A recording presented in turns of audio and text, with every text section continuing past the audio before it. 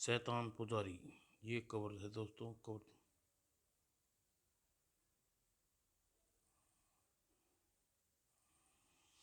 Govardhan cloth mills में एक truck मिल में बने कपड़े के थानों को पेटियां लादी जा रही थी। अचानक एक मजदूर के सिर से एक पेटी गिर पड़ी। यह क्या किया कमबख्त, जा जल्दी से नई पेटी लेकर और इसी माल को पैक कर। ओह, इसमें तो नशीली दवाई के पैकेट लगते हैं सेठ जी। तो ऐसे आदमी नहीं है, जरूर मैनेजर प्राणनाथ ही इस काम में है। सेठ, मुझे सेठ जी से फौरन फ़ोन पर सूचना देनी चाहिए। और वह फ़ोन ऑफिस की ओर बढ़ गया। और यह बात सेठ की गाड़ी, ओह, यह तो सेठ की गाड़ी है। यह कमबख्त इस समय कहाँ से आमरा। और जल्दी ही वह डाला बंद करके गाड़ी को यहाँ से निकालो। लेकिन इससे पहले कि वह ट्रक आगे बढ़ पाता, सर, सर आप, हाँ, लेकिन तुम्हारा चेहरा क्यों पीला पड़ गया प्राण। और यह माल कहाँ के लिए डिस्पैच किया जा रहा है। कर्नाटक वाली पार्टी डिलीवरी है सर, फौरन माल नीचे उतारो। लेकिन लेकिन लेकिन नहीं, पहले हमें माल को चेक करेंगे, फिर इसे बंदरगाह पर भेजा जाएगा अगले ही पल। अब इस माल को कोई नहीं रोक सकता सेठ, अपने हाथ ऊपर उठा लो। और उसी समय धाएं, मैं तेरा प्रबंध घर से ही करके चला था प्राण। और आपने आने से पहले पुलिस को फ़ोन करके अच्छा किया सेठ जी, वरना शायद आपको गोली मारने तक न सकता। औसता कार्रवाई के बाद प्राण को साथ पुलिस पार्टी के वापस रवाना हो गई। और कुछ देर बाद टाचर रूम में बोल, रामजादे माल किसका था। मैं कुछ नहीं जानता इंस्पेक्टर। बता रामजादे कौन है तेरा बॉस। लेकिन प्राण ने जुबान खुलवाने में इंस्पेक्टर सफल न उसका। और अंततः अदालत ने उस पर केस चला और उसे 10 वर्ष बामुश्किल वक्त कैद की सजा हो गई। प्राणनाथ की यह पहली जेल यात्रा थी। एक दिन जब वह अन्य कैदियों के साथ पत्थर तोड़ रहा था, अरे इसे क्या हो गया, यह क्या हुआ, बेहोश हो गया, पानी लाओ। ओह, तुम्हें होश आ गया दोस्त, क्या हुआ था दोस्त। कुछ नहीं, जरा सा चक्कर आ गया था। अब तो ठीक है ना। प्राण ने संस्कृति में सिर हिला दिया। उस रात जब जेल में सभी कैदी सो रहे थे, सूरज से तुम पढ़े लिखे लगते हो प्राणनाथ, पर तुम यहाँ कैसे पहुँचे। तुम्हें मुझे दोस्त कहा शैतान सिंह, इसलिए तुम्हें कोई बात नहीं छुपाऊंगा। मेरी आदत मित्रों की लापरवाही का परिणाम है। और प्राणनाथ ने शैतान सिंह को सारी बात बता दी। सारी बात सुनने पर, ओ तुम खुद तो जानते हो तुम्हारा बॉस कौन था। तुम खुद नहीं जानते कि तुम्हारा बॉस कौन था। हाँ, उसके आदेश मुझे फ़ोन पर मिलते थे और मुझे अपने कमीशन का रुपया कैसे और कहाँ प्राप्त करना होता था, यह फ़ोन पर ही बता दिया जाता था। खैर, अब तुम्हारा क्या इरादा है। अब मेरा इरादा सेठ गोवर्धन से अपना बदला लेने का है, चाहता हूँ। लेकिन मुझे यहाँ से 10 साल इंतज़ार करना होगा। चिंता मत करो, अब तुम मेरे दोस्त हो, अब ज़्यादा दिन तक जेल में नहीं रहोगे। सुनो। वो कैसे शैतान सिंह ने प्राण को अपनी योजना समझाने लगा। और घटना के कुछ दिन बाद, क्या शैतान सिंह इस बार अपने जन्मदिन की दावत नहीं खिला रहे। यहाँ इतने दिनों से सब्र किया है, वहाँ थोड़े दिन और प्रतीक्षा करो प्यारों, देखना इस बार दावत में तुम क्या याद रखोगे। और तभी जेल के सामने एक वैन आकर रुकी और हवलदार जेलर साहब को खबर करो कि शैतान सिंह द्वारा दी जाने वाली दावत का सामान लाए हैं। ठीक है, तुम यहीं ठहरो, अभी इजाज़त लेकर आता हूँ। और वह वापस आया तो उसके साथ 2 पुलिसकर्मी और थे। वैन अच्छी तरह तलाशी लो और वैन में कोई हथियार, गोला बारूद आदि न हो। इन दोनों के भी इन दोनों को भी एक तरफ खड़ा करके इनके पास भी कोई हथियार अपने कब्जे में ले लो। हमारे पास अथवा वैन में कोई हथियार नहीं है, आप शौक से तलाशी ले सकते हैं। वैन के साथ साथ दोनों ने तलाशी दी और पश्चात वैन में केवल मिठाई और के टोकरे रखे हैं और इनके पास कोई हथियार नहीं मिला। ओके, वैन को भीतर जाने के लिए फाटक खोल दो। और कुछ देर बाद जेल के कर्मचारी और कैदी भाइयों, आज आप जानते हैं पिछले 2 सालों की तरह इस बार भी दावत शैतान सिंह की ओर से जन्मदिन पर है दी जा रही है। इस अवसर पर शैतान सिंह की हार्दिक इच्छा है कि दावत का सामान बांटा जाए और आप सब लोग खाने के साथ शुरू कर दिया जाए ताकि छोटे बड़े कोई अंतर इस मौके पर नजर न आए। इसलिए हमें उसकी इस बात का सम्मान रखते हुए उसके साथ दावत खानी शुरू करनी है। दावत का सामान बांटा जाए, कहकर जेलर साहब कुर्सी पर बैठ गए और सिद्ध जेल के सभी कैदी पर कर्मचारी मिठाई में बांट दी गई और सब एक सब एक साथ खाने लगे। और कुछ पल बाद बेहोशी की दवा अपना काम कर गई। बबलू और रसगुल्ले ने अपना काम बड़ी सफाई से कर दिया। गुल्लू और गुल्लू और बल्लू और गुल्लू ने अपना काम बड़ी सफाई से कर दिखाया है। उधर जेल के बाहर भी कुछ ऐसा ही था और रास्ता साफ है। अगले दिन वैन तेजी से शैतान सिंह के गुप्त अड्डे की ओर दौड़ी जा रही थी। उसी संध्या समाचार पत्रों में एक खबर मुख्य पृष्ठ पे आप खुकार अपराधी शैतान सिंह एक तस्कर जेल से फरार। जेल से 2 कैदी फरार होने की रोचक सनसनीपूर्वक हमारे समय कल विश्व नगर बोस्टल जेल। और इस दुर्घटना के कुछ दिन बाद हेलो सेठ गोविंदास स्पीकिंग। सेठ गोविंदास, तुम्हारा बेटा राजीव हमारे कब्जे में है। यदि सही सलामत पाना चाहते हो तो 25 लाख रुपए तैयार रखो। क्या बकते हो, कौन हो तुम? यह जानकर क्या करोगे? सेठ, रात तक रुपया तैयार रखना हो। रुपया तुम्हारे कहाँ पहुँचाना है यह तुम्हें अगली फ़ोन कॉल पर बता दिया जाएगा। दूसरी ओर से फोन संवेद विषेक हो गया। तभी गजब हो गया, मालिक छोटे मालिक को उठाकर ले गई।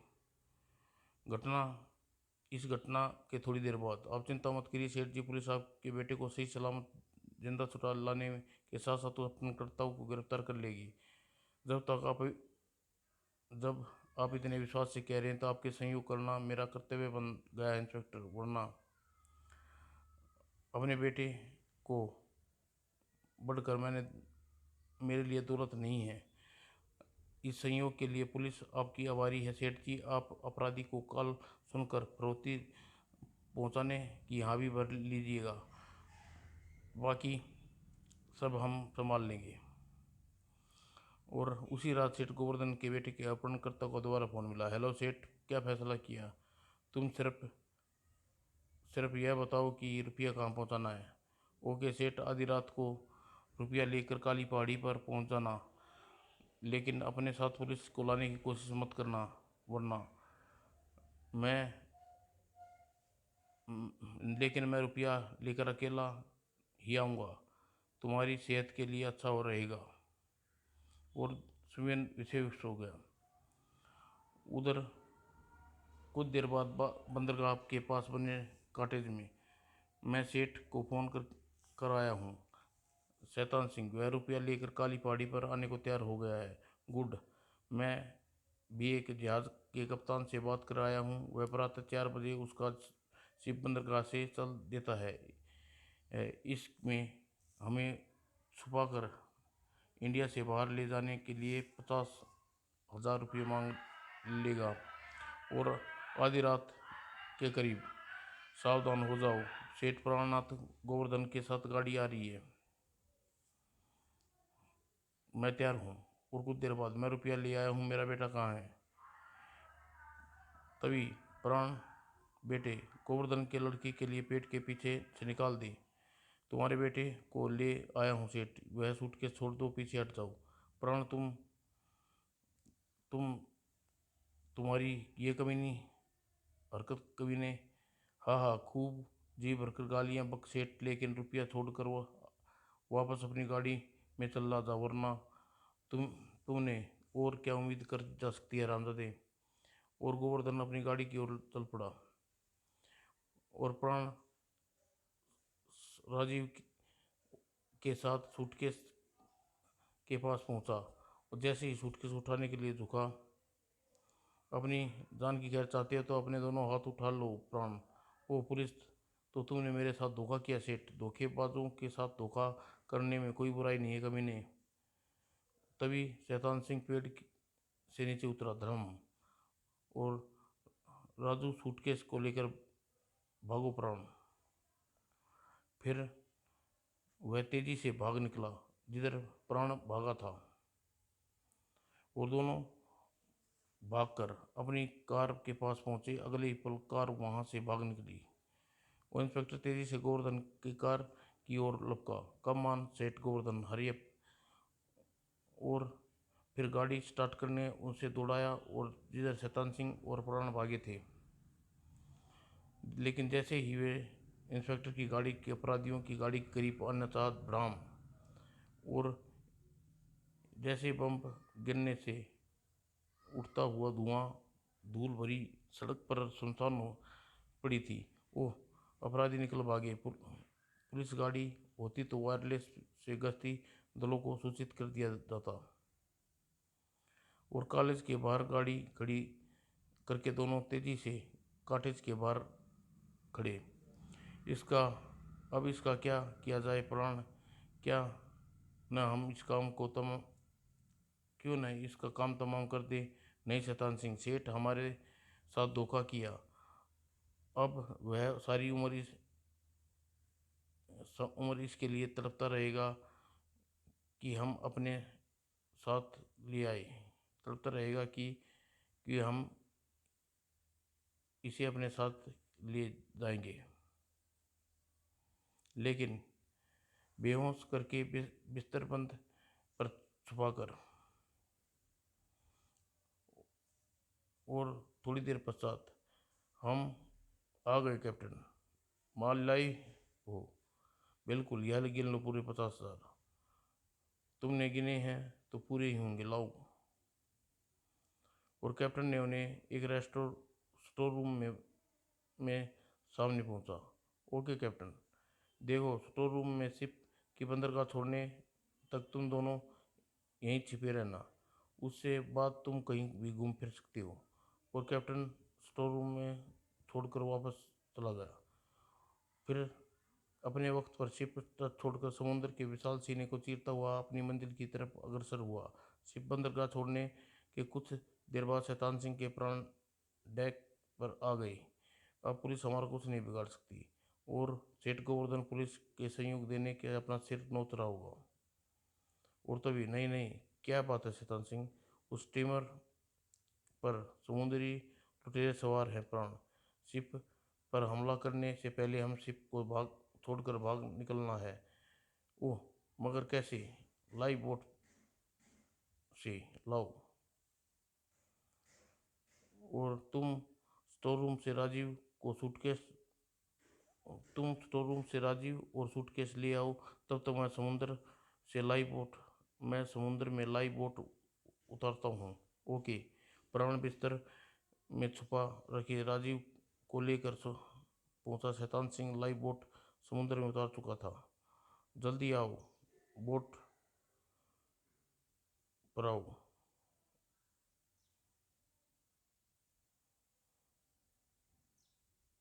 और प्राण ने लाइव बोट पर सवार होकर शैतान सिंह की बोट को तेजी से एक दूसरी ओर ले जाने लगा। बोट किधर ले जा रहे हो शैतान सिंह? कुछ देर पहले मैंने एक टापू देखा था, और स्टीमर पर शिप पर आग लगा। दूसरे क्षण डाकू धाए। सरदार, अपनी जगह से हिला तो इस कीमती सामान और रुपया लूट लो।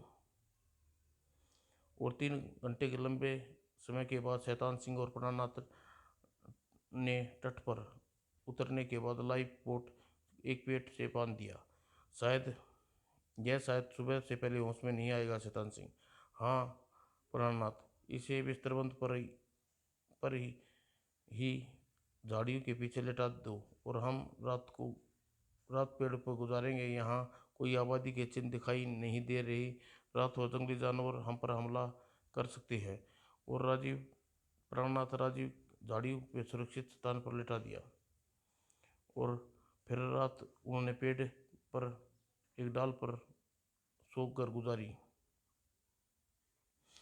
और सुबह आँख खुलने पर भूख सताने लगी। बड़े जोरों से भूख लगी शैतान सिंह। पेट तो मेरा भी 3 ताल दे रहा है प्राणनाथ। सामने फलों के पेड़ नजर आ रहे हैं, आओ देखे, शायद खाने के मीठे हों। लेकिन अभी उन पेड़ों के पास पहुंचे थे कि हू जिंगल अल्लाह, ओह यह आदिवासी की आवाज़ें हैं। हू जिंगल अल्लाह, ओह यह जंगली नरभक्षी भी हो सकते हैं। पता नहीं यह कौन सा द्वीप है। पहले उनकी निगाह हम पर पड़े, हम भाग जाना चाहिए। दोनों वहां से उठ मगर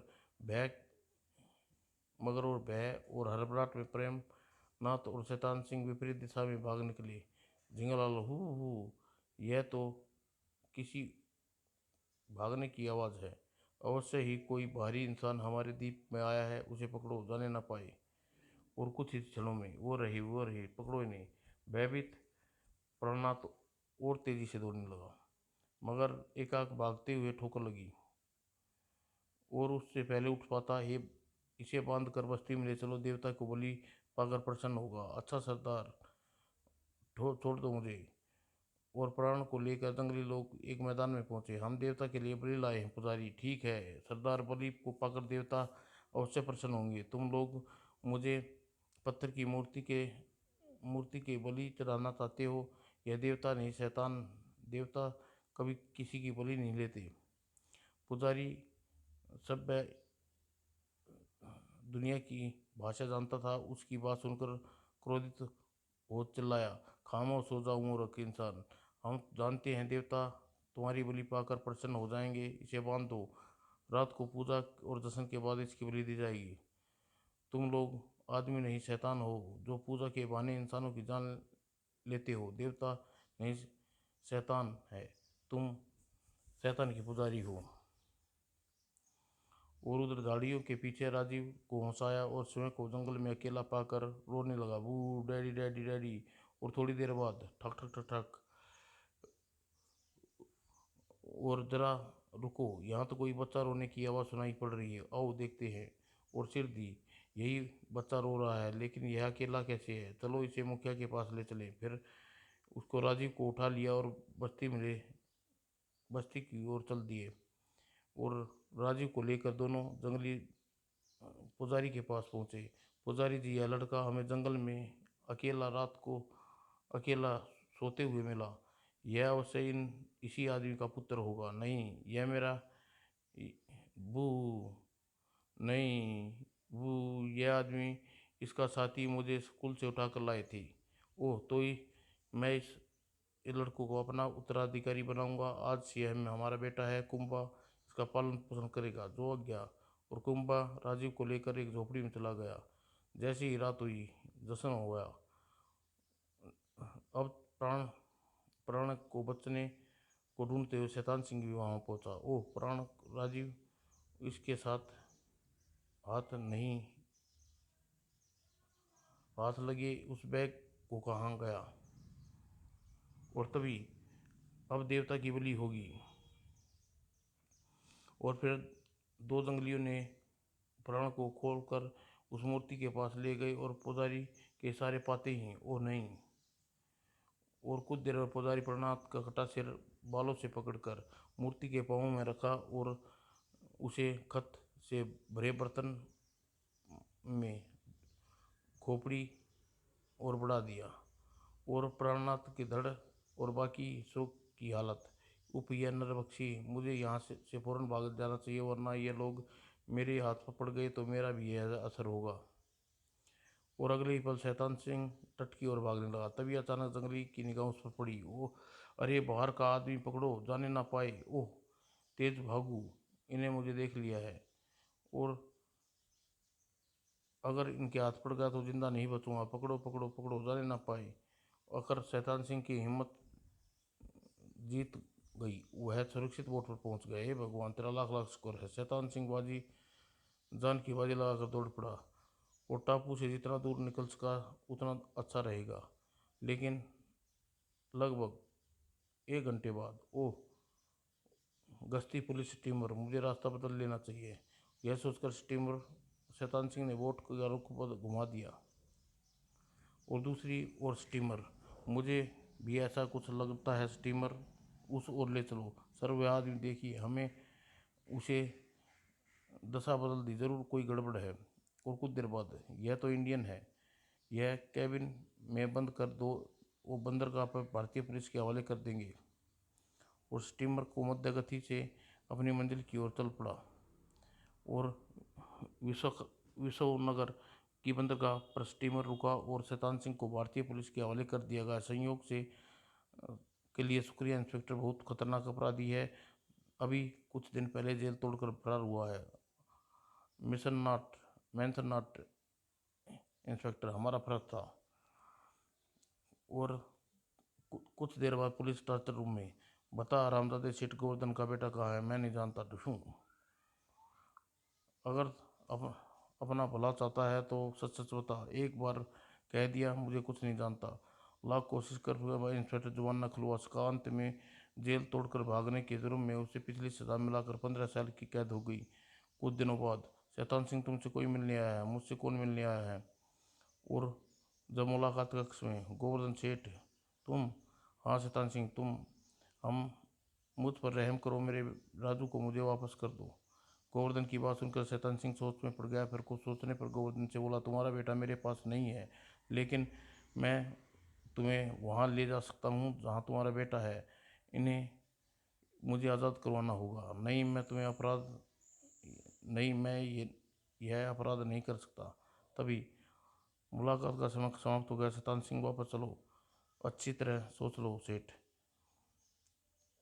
और फिर बाद में सेठ गोवर्धन शैतान सिंह के लिए जेल में कई बार मिलने आया, लेकिन हर बार सेठ ने यही बात दोहराई और गोवर्धन के वश में नहीं था। और इसी 15 वर्ष बीत गए और शैतान सिंह जेल से रिहा हो गया। ओह सेठ गोवर्धन पहले पहले से मेरा स्वागत के लिए तैयार खड़ा है। जैसे ही सेठ गोवर्धन के पास पहुंचा, सेठ शैतान सिंह, गाड़ी में बैठो, तुम्हारे लिए ज़रूरी बात करना चाहता हूँ। ओके सेठ, मैं जानता हूँ तुम अपने बेटे की बात करना चाहती हो। और शैतान सिंह गाड़ी में बैठ गया। सेठ गोवर्धन ने गाड़ी आगे बढ़ा दी। मुझे पर रहम करो शैतान सिंह, मेरा राजू मुझे लौटा दो। ठीक है सेठ, मैं तुम्हें तुम्हारा बेटा के पास ले चलता हूँ, लेकिन उसके लिए तुम्हें 10 लाख रुपये देने होंगे। बोलो मंजूर है? मुझे तुम्हारी हर बात मंजूर है शैतान सिंह, लेकिन मेरा बेटा मुझ कहाँ है? तुम्हारा बेटा एक अनजान टापू पर है सेठ। शैतान सिंह ने पूरी बात कहानी सुना दी। और कहानी सुनने के बाद, मुझे मेरा बेटा उस टापू पर पुजारी बन गया चुका होगा। हाँ, और तुम मुझे 10 लाख रुपए ला कर दो, और साथ में एक स्टीमर जहाँ कुछ आवश्यक सामान सहित तैयारी के साथ हम कुछ आदमी का प्रबंध कर लूँगा। और इसके साथ शैतान सिंह गोवर्धन के साथ सामान की लिस्ट बताने लगा। और 3 दिन पश्चात एक स्टीमर पर सवार होकर द्वीप की ओर चल दिए। शैतान सिंह, तुम्हें यह गनमैन अपने साथ क्यों ले लिए हैं? इनका प्रबंध मैंने इसलिए कराया है क्योंकि सेठ तुम्हारे बेटे का शैतान सिंह पुजारी बन चुका है और जंगली नहीं चाहते कोई वहाँ से ले जा सके। ओह, और एक लंबे सफ़र के बाद स्टीमर को उस टापू की ओर ले चलो कैप्टन। Okay sir. और स्टीमर तट पर लंगर डाल दिया गया। नीचे उतरने लगे। यहाँ तुम यहीं रहकर हमारी प्रतीक्षा करना कैप्टन। Okay sir. और इधर चलना शैतान सिंह, पेड़ों की आर्ट लेकर उधर बढ़ना सेठ। और फिर वे पेड़ों की आर्ट लेकर धीरे धीरे आगे बढ़ने लगे। लेकिन वह लोग अभी थोड़ी देर आगे बढ़े थे। यह जंगली की आवाज़ है। खामोश बेवकूफ, तुम कहीं एक लोगों की आवाज़ सुन ली तो गजब हो जाएगा। वो जिंगा जिंगा। और मगर जंगलियों ने न केवल ही गनमैन की आवाज़ सुनी थी बल्कि उन्हें देख भी लिया था। ठाक ठाक। और इससे पहले जंगली दोबारा हमला कर पाते, अगले ही पल घमासान युद्ध छिड़ गया। और अगले पल जंगलियों की संख्या बहुत अधिक थी। सिर दी दाएं दाएं। और अपने साथियों का अंजाम देखकर शैतान सिंह घबरा गया। ओ भागो! लेकिन अभी कुछ ही दूर गया था कि दाएं। और फिर जंगली ने उन्हें बंदी बना लिया और चल पड़े।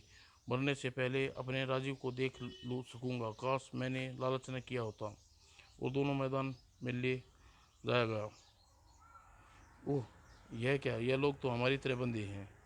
हाँ, यह भी नरभक्षी जंगलियों के शिकारी हैं। और तुम लोग इस पेड़ के साथ बांध दो।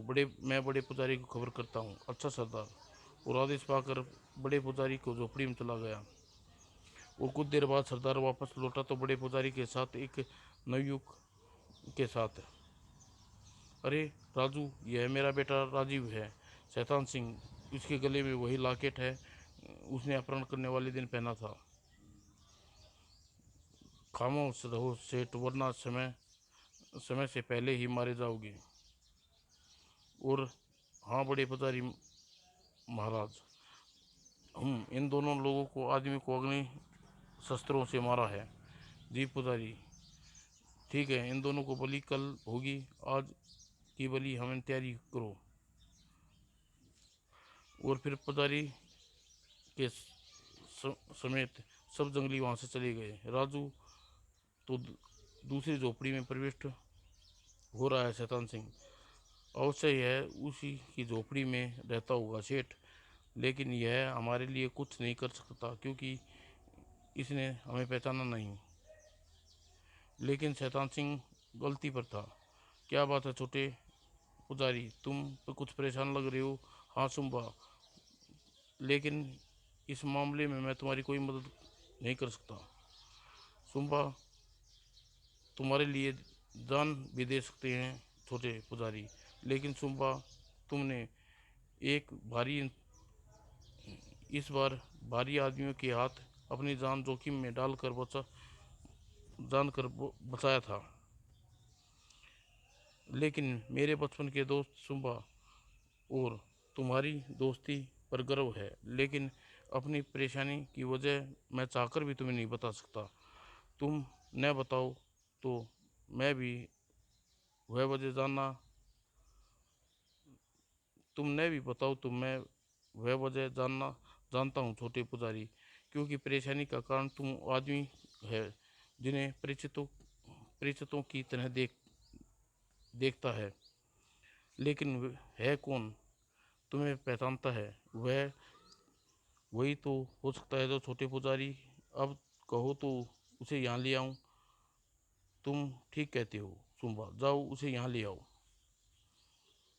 और कुछ देर बाद, चलो छोटे पुजारी ने याद किया है। क्या राजू ने मुझे पहचान लिया? तुम्हें कुछ करना होगा शैतान। यदि बाप बेटे मिल गए तो जिंदा नहीं जाओगे, जिंदा नहीं बच पाओगे। जैसे ही सुबह सेठ गोवर्धन को लेकर झाड़ियों झोपड़ी में दाखिल हुआ। राजू मेरे बेटे, शुक्र है तुम बाप को पहचान लिया। आ मेरे बेटे गले लग जा। ठहरो, पहले यह बताओ तुम अपने बेटा कैसे हो गया? मैं तो छोटा पुजारी हूँ। तो अपने गले में पड़े इस लॉकेट को खोल कर देखो बेटा, सच्चाई सब कुछ सामने आ जाएगी। और राजीव ने अपने गले में पड़ा लॉकेट निकाला और उसे खोल कर देखा। ओह, इसमें तो इनकी फोटो है। यह सच है, मेरे पिता हैं। अब भी कोई संदेह है बेटा? तुम शैतान सिंह और हमारे मैनेजर प्राण बेरहमी बेरहमीलाल की कहानी सुना दी? नहीं पिताजी, लेकिन यह सब कैसे हुआ? अगले पल, मैं वह दूसरा बंदी शैतान सिंह है, उसे जिंदा नहीं छोड़ूंगा। लेकिन छोटे पुजारी बड़े पुजारी बाकी जंगलियों से कैसे निपटेंगे? मैं उन उनका इलाज भी सुनो। तुम जाकर जंगल में इनके चारों आदमियों को सबों को कंधे और बैग अस्त्र यहाँ ले आओ। ठीक है छोटे पुजारी, मैं जा रहा हूँ। तुम कक्ष से अगला अगला द्वार बंद कर लो, पीछे वाला खुला रखना, कहकर बाहर निकल गया। और शैतान सिंह वहां से जंगली को गुजरते देखा तो उसे रोका और इशारे समझाने की कोशिश करने लगा। बड़े पुजारी से मिलना वह बड़े पुजारी से मिलना है, लेकिन इसकी बात काफ़ी कोशिश के बाद भी समझाने में कामयाब न था। वो थोड़ी देर बाद आखिर क्या आफत आ गई वो ना, यह तो वह भारी आदमी ही बता सकता है बड़े पुजारी। वह आदमी अवश्य ही बड़े पुजारी को सच्चाई बता देगा। मुझे छोटे पुजारी को सावधान करना चाहिए। और सुम्बा भागते हुए तुरंत पहले द्वार पर दाखिल हुआ और राज को सारी बात बताकर बोला, छोटे पुजारी गजब हो गया, बड़ा पुजारी शैतान सिंह के पास जा रहा है, लेकिन तुम सामान ले आए हो तो अब फिक्र करने की कोई बात नहीं। खुम्बा मेरी बात ध्यान से सुनो। फिर धीरे धीरे समझाने लगा सारी बात बड़े पुजारी के कक्ष में। वह आदमी तुम्हारे छोटे पुजारी का बाप है, उसे ले जाने आया है। उसके बेटे को उसके कक्ष में बुला लिया। तुमने हमें वक्त पर आगाह करवा दिया, हमारी मदद की, हम तुम्हें जिंदा छोड़ते हैं भारी आदमी। और आज रात उन दोनों बाप बेटे की बलि चढ़ाई जाएगी, लेकिन उन्हें संदेश न हो, इसलिए तुम्हें उसी स्थान पर बंदी रहना होगा। मुझे कोई आपत्ति नहीं है, लेकिन उनसे सावधान रहना होगा। दोनों तुम्हारी बातें वो तुम्हारी सारी बस्ती को तबाह कर डालेंगे। तुम्हें थोड़ी देर के लिए बंदी बनाया जाएगा। शैतान सिंह के जाने के बाद बड़ा पुजारी अपने कक्ष में परेशानी से टहल रहा था। मैं उसे अपना उत्तराधिकारी बनाकर बड़ी गलती की थी। और तभी कौन, खबरदार बड़े पुजारी, आवाज़ मत निकालना, तुम हमारी कैद में हो। और अपना काम करके सुम्बा छोटे पुजारी उर्फ राजू के कक्ष में पूछा, काम हो गया सुम्बा? हाँ छोटे पुजारी। बड़े पुजारी उसके सभी अंगरक्षक बंदी गृह में पहुंचा दिए गए हैं। अब हमें यहाँ से निकलना चाहिए राजू। अभी नहीं पिताजी, रात को यहाँ जश्न मनाएगा, तब यहाँ से निकलेंगे। और तब आगे क्या करना है यह भी तुम समझ गए सुम्बा। फिर राजा सुम्बा को अपनी अगली योजना समझाने लगा। और सुम्बा बात सुनकर बाहर निकल गया। तुम्हें सुम्बा पर इतना विश्वास कैसे है राजू? सुम्बा मेरी तरह किसी भारी आदमी की संतान है और हम दोनों नरभक्षी नहीं हैं क्या? हाँ पिताजी, हम दोनों ही बस्ती में ऐसे हैं जो खून नहीं पीते, कहकर वह गोवर्धन से सारी बात बताई। और पुजारी सब कुछ जब बलि चढ़ाता है, लो छोटे पुजारी देवता का प्रसाद ग्रहण करो। मुझे इसे सामने रख पीने में संकोच होता है पुजारी जी, इसलिए मैं अपने कक्ष में ले जाकर पीऊँगा। ही संकोच करती हो, आखिर भारी आदमी की संतान न हो। जाओ सुम्बा, साथ अपने कक्ष में ले जाकर प्रसाद का मजा लो। जाओ छोटे पुजारी। और इस तरह हम दोनों कक्ष में आते ही पहले से खोदे गड्ढे में वह खून डाल देते हैं। इस गड्ढे की मिट्टी से भर दो जुम्बा, वह तो हो ही जाएगा छोटे पुजारी, लेकिन थोड़ा खून तो मुंह के बाहर लगा लो। इस तरह हम दोनों आज तक इस कॉलोनी काम से बचते रहे। शुक्र है मेरे बेटे नरभक्षी नहीं बना। और आज जब मैदान में सभी जंगली शैतान की पूजा और जश्न के लिए इकट्ठे होंगे, साथियों अचानक बड़े पुजारी बीमार पड़ गए हैं, इसलिए आज देवता की पूजा छोटे पुजारी अदा करेंगे। लेकिन भारी आदमी आज़ाद क्यों है? बड़े पुजारी का हुक्म है। जंगली नाच कर जश्न मनाने लगे। तभी, ठहरो, छोटे पुजारी को बंदी बना लो। वह भारी आदमियों के साथ मिल गया है, यहाँ से भागना चाहता है, इसे भी देवता की बलि चढ़ा दो। मगर इससे पहले जंगली उनकी ओर बढ़ते बंदी बना पाते, एक आकर राजू ने फुर्ती से बैग से एक बम निकाला और उसकी ओर उछाल दिया। और अगले ही पल कुंभा और गोवर्धन लाल ने अपने किट बैग से बम निकाले और जंगली ऊपर उछाल दिए। धम धम धम। मौका देख चारों कैदी आज़ाद कर दिया गया। आप लोग आज़ाद हैं, अपनी जान बचाकर तट की ओर भागो। और फिर कुंभा सुंबा गोवर्धन लाल के पास पहुंचा। सुंबा, तुम पिताजी के साथ लेकर तट पर पहुंचो। बेटा, तुम कहाँ जा रहे हो? पिताजी, मैं शैतान सिंह को अपना हिसाब चुकता कर रहा हूँ। और राजीव सीधा शैतान सिंह के पास पहुंचा। कमीने, सिर्फ तेरी वजह से हमें इतनी मुश्किल झेलनी पड़ी, ले भुगत। और फिर रास्ते में हर बाधा को हटाता हुआ तट की ओर भागने लगा। और थोड़ी देर बाद, भगवान का लाख लाख शुक्र है मेरे बच्चे कि तू ठीक है। और फिर स्टीमर को लेकर वापसी के लिए रवाना हो गया। शुक्र है मालिक का। और सब संसार मैं सब संसार में जी सकूंगा। हाँ सुम्बा, मुझे अब भी शैतान पुजारी नहीं बनना पड़ेगा। समाओ दोस्तों।